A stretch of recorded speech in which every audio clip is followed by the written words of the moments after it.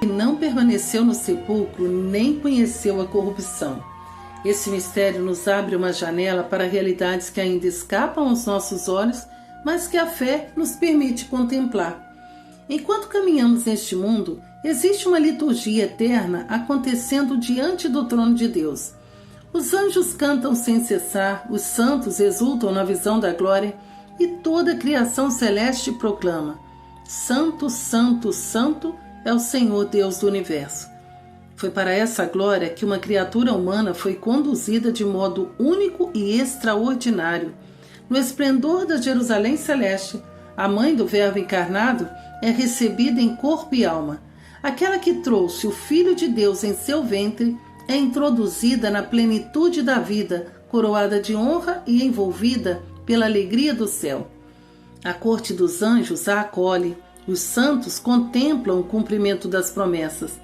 Toda a criação reconhece o triunfo daquela que acreditou. E isso não é uma lenda, nem uma simples devoção, é um dogma da fé. No dia 15 de agosto, a Igreja contempla um dos mistérios mais grandiosos da história da salvação, a Assunção da Santíssima Virgem Maria. Neste dia, somos convidados a erguer os olhos para além das realidades passageiras e contemplar o céu aberto, porque na glorificação de Maria não vemos apenas a recompensa concedida à Mãe do Senhor. Contemplamos o destino para o qual Deus chama toda a humanidade redimida por Cristo.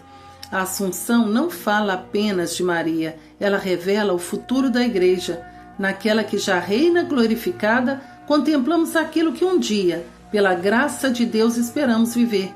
Participar para sempre da liturgia eterna, onde Deus será tudo em todos. A palavra Assunção significa ser elevada. A Igreja ensina que, terminando o curso de sua vida terrestre, Maria foi elevada por Deus em corpo e alma à glória do céu. É importante perceber um detalhe. Jesus subiu ao céu por seu próprio poder. Chamamos isso de ascensão. Maria foi levada ao céu pela ação de Deus, por isso dizemos Assunção. Toda a sua existência foi obra da graça. Aquela que foi preservada do pecado desde a Imaculada Conceição recebe agora a plenitude da vitória de Cristo sobre a morte. Seu corpo não permaneceu na corrupção do túmulo. Ela participa plenamente da ressurreição do seu Filho. Onde isso está na Bíblia? A Bíblia não relata muitos acontecimentos que a Igreja sempre conservou pela tradição apostólica. Ela não descreve o momento exato da Assunção. O Evangelho de São João afirma que nem tudo foi escrito. Em João, capítulo 21, 25, diz: Jesus fez ainda muitas outras coisas. Se fossem escritas uma por uma, penso que o mundo inteiro não poderia conter os livros que se deveriam escrever. São Paulo também manda conservar aquilo que foi transmitido, tanto por escrito quanto oralmente. 2 Tessalonicenses, capítulo 2, versículo 15. Permanecei firmes e guardai as tradições que aprendestes de nós, seja por palavra, seja por carta. Por isso, a Igreja nunca separou Escritura e tradição. Ambas formam um único depósito da fé confiado por Cristo aos apóstolos. Embora a Sagrada Escritura não narre diretamente o momento da Assunção de Maria, ela oferece diversos sinais que, lidos à luz da tradição da Igreja, ilumina esse mistério. O sinal mais eloquente encontra-se no livro do Apocalipse, de São João. Ele escreve: abriu-se o templo de Deus que está no céu, e apareceu no templo a arca da sua aliança. Depois apareceu no céu um grande sinal, uma mulher revestida de sol, com a lua debaixo dos pés, e sobre a cabeça uma coroa de 12 estrelas. Apocalipse 11, 19, 12, versículo 1. A divisão em capítulos, criada muitos séculos depois, faz parecer que esses textos estão separados, mas no original eles formam uma única visão. Primeiro aparece a Arca da Aliança, imediatamente depois surge a mulher revestida de sol. Os padres da Igreja contemplaram nessa mulher tanto a figura da Igreja quanto a da Santíssima Virgem Maria, mãe do Messias, já participante da glória celeste. Não por acaso a antiga arca apontava para ela. A arca da aliança antiga guardava as tábuas da lei, o maná e a vara de Arão. Maria trouxe em seu ventre não os símbolos da presença de Deus, mas o próprio Filho eterno, o Verbo feito carne. Se a antiga arca era considerada santíssima, quanto mais aquela que se tornou o verdadeiro tabernáculo vivo da nova aliança. Por isso, muitos padres da Igreja reconheceram na arca incorruptível uma figura da glorificação do corpo de Maria. Também o Antigo Testamento oferece imagens proféticas que a liturgia aplica à Virgem glorificada. O Salmo 45 proclama: "À tua direita está a rainha, ornada com ouro de Ofir." Salmo 45, versículo 10. Originalmente composto para um casamento real, esse salmo foi assumido pela tradição cristã como um cântico messiânico. Cristo é o rei e junto dele aparece a rainha. Desde os primeiros séculos, a liturgia vê nessa rainha mãe, a mãe do Senhor, glorificada ao lado de seu filho. O Cântico dos Cânticos também parece elevar o olhar para esse mistério quando pergunta: quem é esta que surge como a aurora, bela como a lua, brilhante como o sol? A liturgia mariana fez dessa exclamação um retrato espiritual de Maria Assunta, luminosa pela graça, revestida da glória de Deus e resplandecente entre todas as criaturas. Outra figura marcante encontra-se no livro de Judite. Depois de libertar Israel do inimigo, a heroína é proclamada: "Tu és a glória de Jerusalém, a grande alegria de Israel, a honra do nosso povo." Judite, capítulo 15, versículo 9. Essas mesmas palavras são colocadas nos lábios da Igreja na celebração da Assunção. Judite venceu um inimigo terreno. Maria, por sua perfeita obediência, participou da vitória definitiva de Cristo sobre o pecado, Satanás e a morte. Já no início da história da salvação, Deus havia anunciado essa vitória. Após o pecado original, o Senhor declara à serpente: "Porei inimizade entre ti e a mulher, entre a tua descendência e a descendência dela. Ela te esmagará a cabeça." Gênesis 3,15.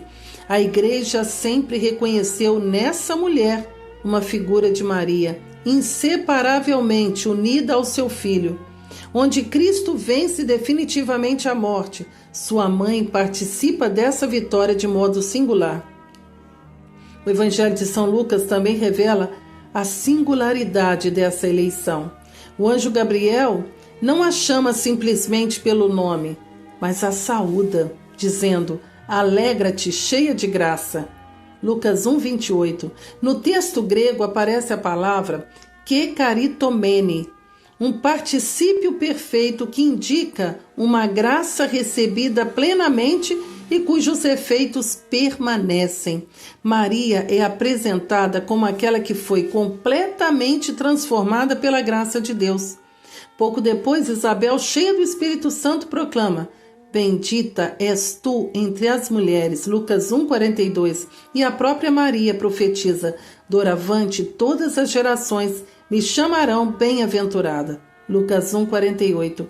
Aquela que foi preservada do pecado original por singular privilégio de Deus e permaneceu plenamente unida ao seu Filho durante toda a vida, não podia permanecer sob o domínio da corrupção do túmulo, consequência do pecado vencido por Cristo.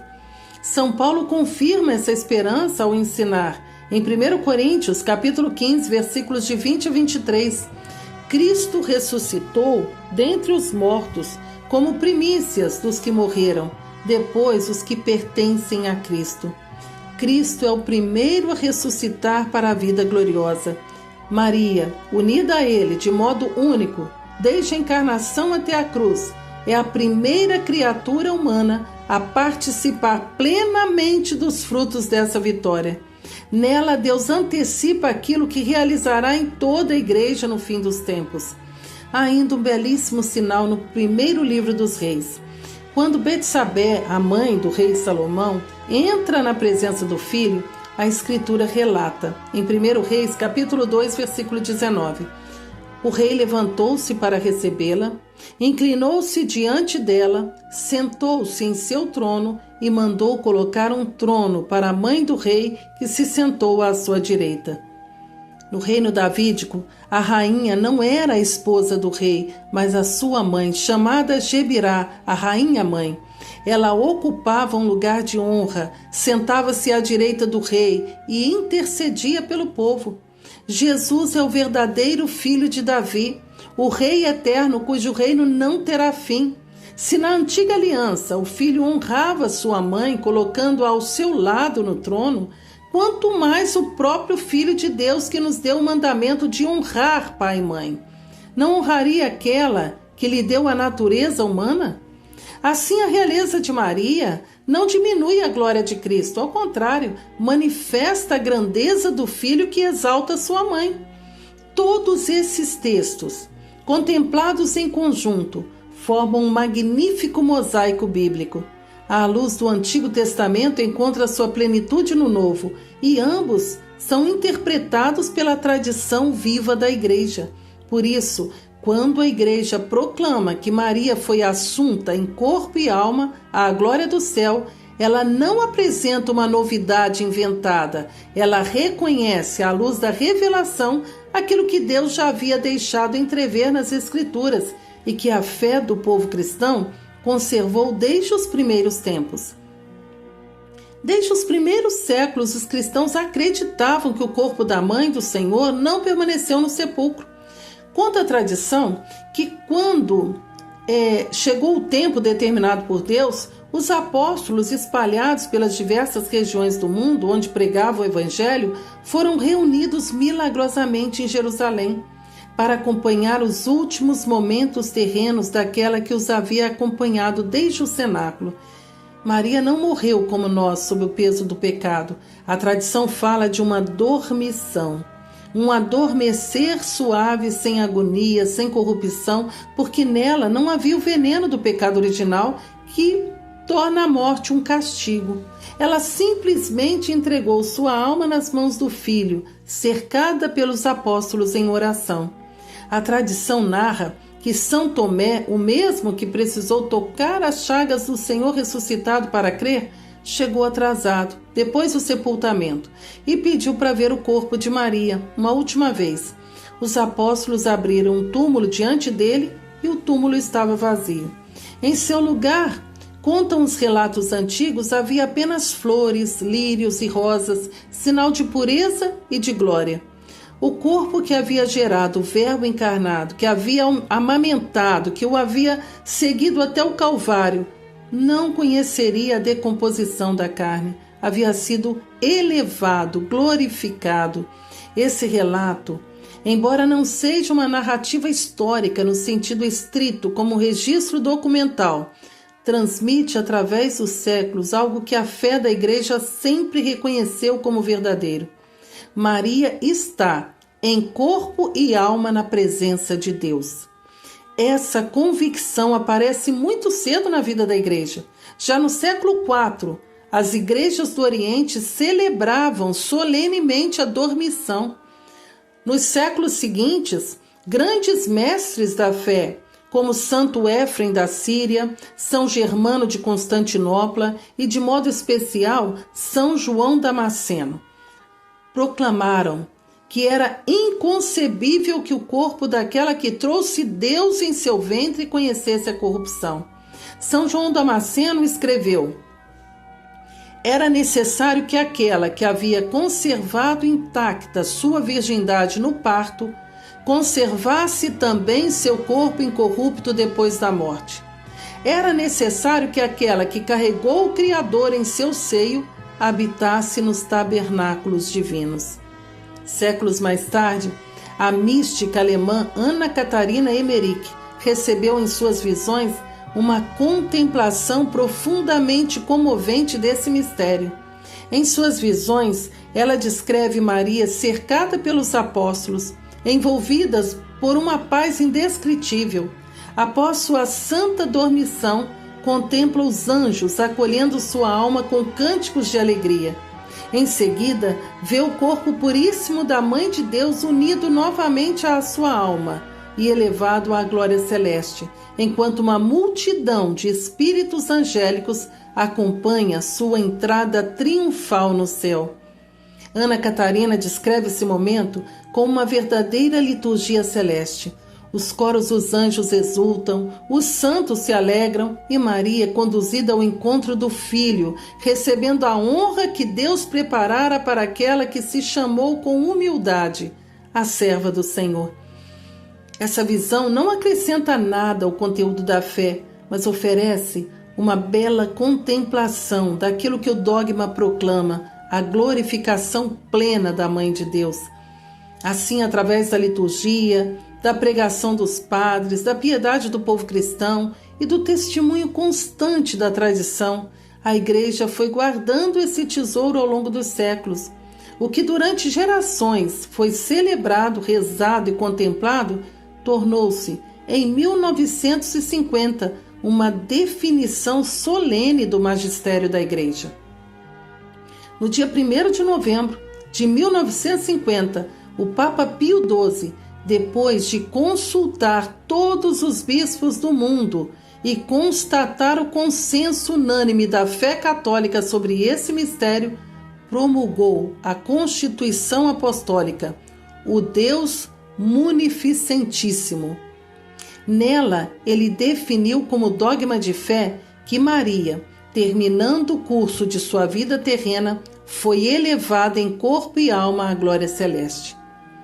Essa não é uma opinião piedosa, é uma verdade que todo católico é chamado a professar como parte do depósito da fé, definida com a autoridade máxima do magistério da Igreja.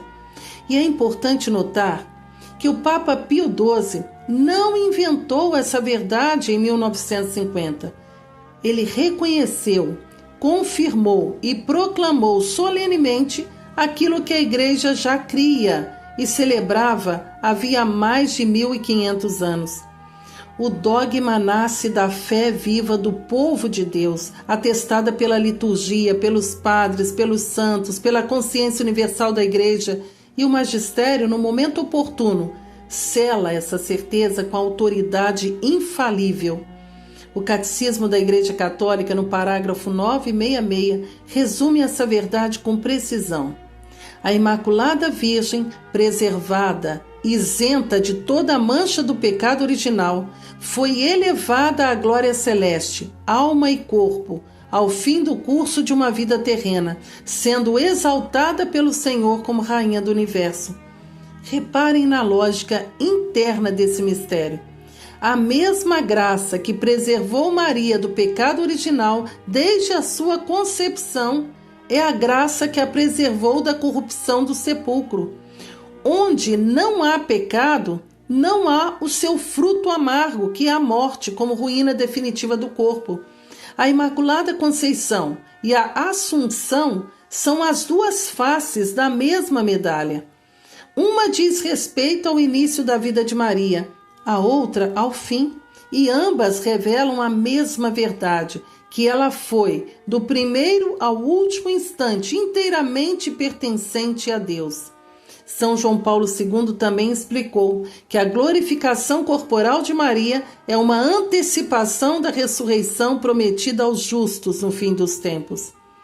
A Assunção da Santíssima Virgem não é apenas um privilégio exclusivo distante de cada um de nós, é a antecipação da nossa própria esperança. O Concílio Vaticano II, na Constituição Dogmática Lumen Gentium, ensina que Maria, ao ser elevada aos céus, resplandece como sinal de esperança. Esperança segura e de consolação para todo o povo de Deus, ainda peregrino nesta terra.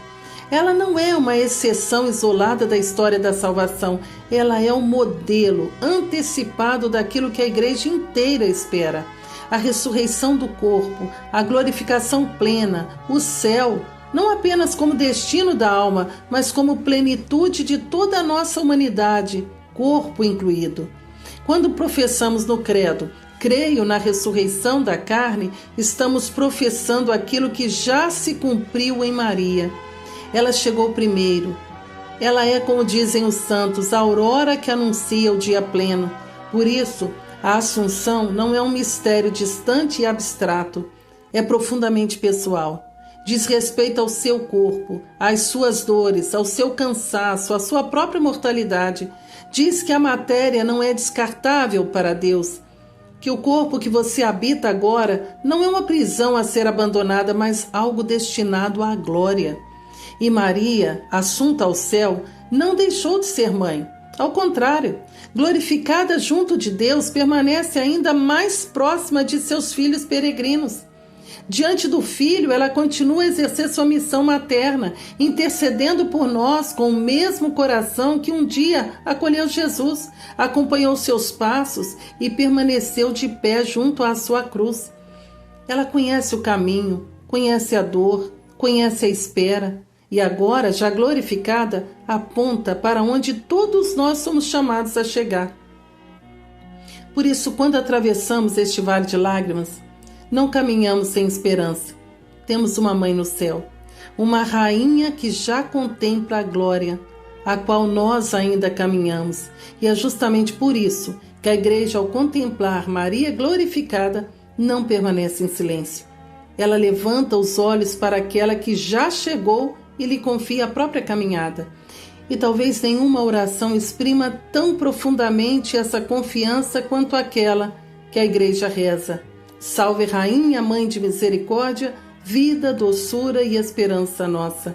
Hoje, contemplando Maria elevada ao céu, queremos saudá-la, não apenas como Rainha, mas como nossa Mãe. Aquela que já contempla o rosto de Deus e continua voltando para nós o seu olhar materno. Aquela que nos toma pela mão e nos recorda que o caminho desta vida não termina na morte, mas na glória. Por isso, com confiança filial, coloquemos diante dela nossas dores, nossas famílias, nossas lutas, aqueles que amamos e tudo aquilo que ainda carregamos no coração. E unidos como igreja peregrina, vamos saudar nossa Rainha e nossa Mãe. Rezemos juntos. Salve Rainha, Mãe de Misericórdia, vida, doçura e esperança nossa salve. A vós bradamos os degredados filhos de Eva, a vós suspiramos, gemendo e chorando neste vale de lágrimas. Eia, pois, advogada nossa, esses vossos olhos misericordiosos a nós volvei, e depois deste desterro mostrai-nos Jesus, bendito é o fruto do vosso ventre. Ó clemente, ó piedosa, ó doce e sempre Virgem Maria, rogai por nós, Santa Mãe de Deus, para que sejamos dignos das promessas de Cristo. Amém. Aquela jovem de Nazaré, que respondeu sim, sem conhecer todo o caminho, tornou-se a primeira entre os redimidos a participar plenamente da vitória de Cristo. Ela é a imagem perfeita da Igreja gloriosa. Ela é o sinal seguro de esperança. Ela é a mãe que nos espera. Se esta meditação fortaleceu sua fé, deixe o seu like, porque isso ajuda esse conteúdo a chegar a mais pessoas que precisam ouvir essa verdade.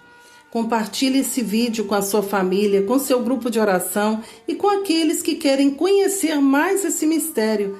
E deixe nos comentários o que a Assunção de Maria significa para você. E se você ainda não faz parte dessa comunidade, inscreva-se no canal Rezando com a Palavra. Aqui, todos os dias, nós buscamos conhecer mais profundamente a fé da Igreja, amar mais a Palavra de Deus e caminhar rumo ao céu, sempre sob a proteção da Santíssima Virgem Maria. Que Deus te abençoe e até o próximo vídeo.